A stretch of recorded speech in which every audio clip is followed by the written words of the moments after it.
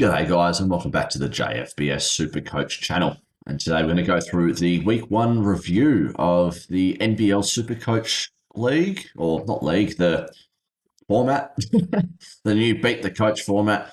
If you don't know, I've already decided I'm just going to go with it, and another obvious, you can see there's no Supercoach Classic for NBL, unfortunately. So only 10,000 people are doing it, which is amazing.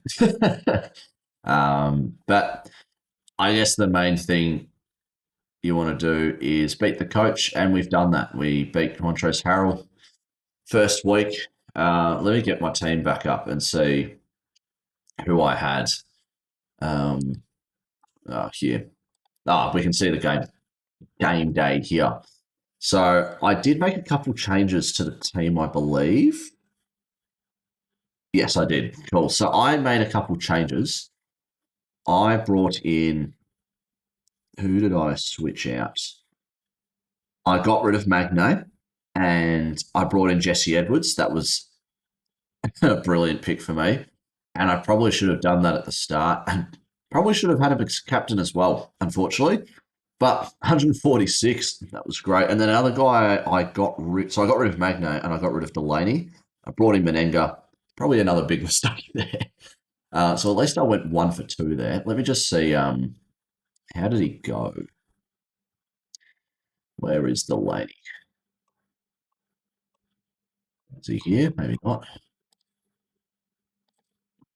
Sorry, I'm just sidetracking now. I just want to see how well he did. He had a 36, so it was only 8 points better than Menenga. So, look, it doesn't really matter.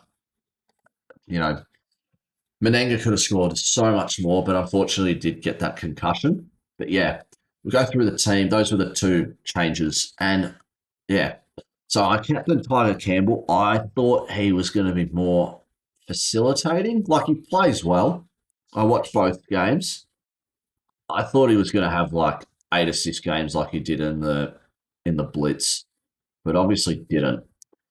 Unfortunately, I was going to vice captain Brockington or like Baker. Thank God I didn't. I should have captain Edwards, but the vice captain's good enough. Highest score of the round. He had a double in the first game and a flawless second game. It's really fun to watch him. He plays really well. Low foul. Like, he's a smart player. Low fouls and low turnovers. He had a couple of those today, but the first game he was like flawless. But yeah, gets a lot of rebounds. He gets 2 or 3 blocks a game. Gets 10 to 15 points at least. He'll be great. He would have been amazing to have as like a classic team player. And he only plays half the game. So imagine if he played another 10 minutes.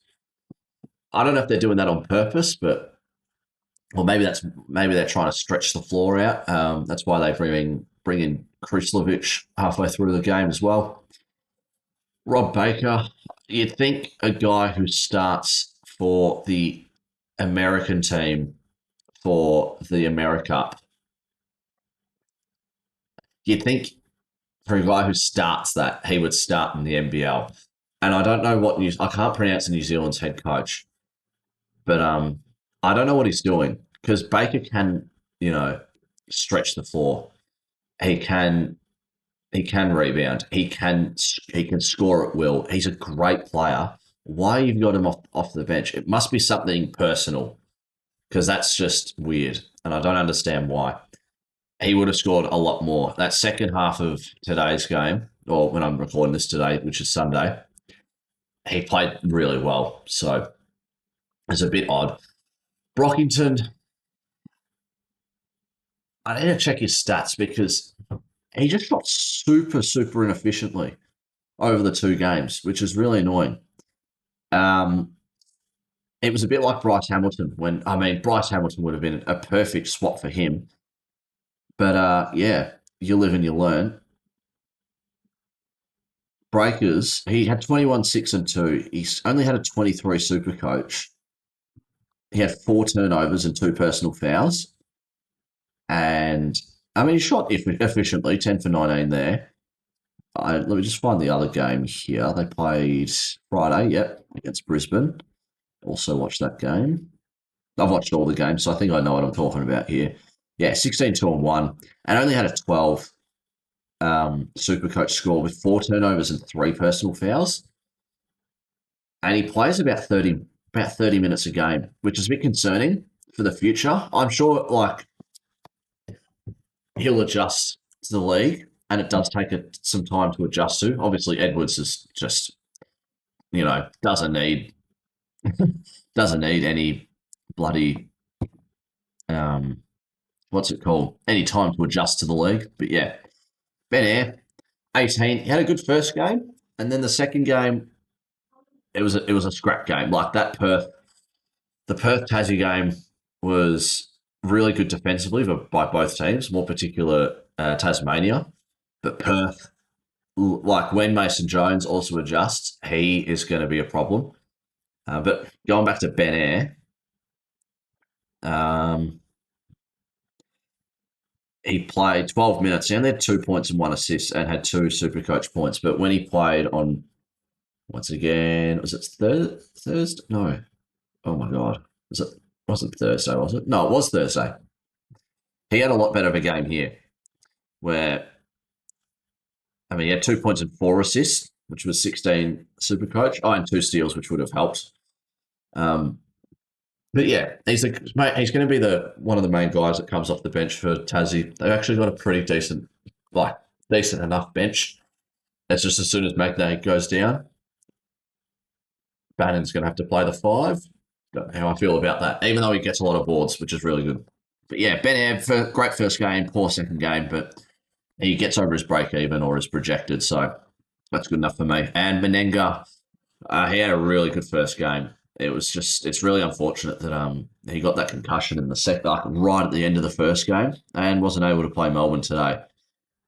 Probably wouldn't have changed the score too much, considering that Melbourne just swept the floor against them. But he would have scored so much better. And I don't know what the rule is for NBL when it comes to concussions, and I don't know how many weeks or games he misses. But I know in AFL it's about 10 days, which could be 1 to 2 weeks.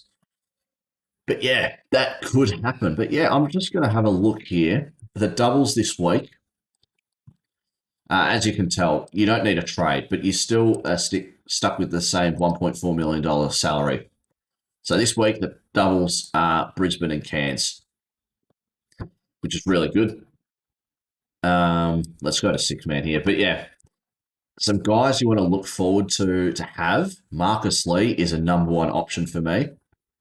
I'll make a video of my preview team this coming week. I forgot when the week starts. I think it's it's Thursday, sorry. So I'll post it out on Wednesday, my team reveal for week 2. But yeah, no trades, don't need to worry about that. Completely new team. Marcus Lee will be a huge one. I mean, you can go for any of these any of these blokes. But yeah, unfortunately, not much variety of choice, but just have fun with it. We'll see how it all goes. But yeah, I'll post a video about it next week. And my team, I still got to figure it out. I think I have a rough idea of what I want to do. But yeah, I just want to check the rankings as well, just like as I always do. Oh, wow. Hamilton was the guy that I was supposed to go for. Yeah, Walker didn't do that great in the second game. Fabian Krislovic, he played really well. I think this is a really good combo for Melbourne. And Delaney thought he did well over his 2 games. Imagine if you had another import for a forward. Game over. Would have been fine. But yeah, that's the team of the week there. But yeah, thanks for tuning in. I'll make my team reveal on Wednesday before the Thursday game, and I'll catch you guys then. Cheers.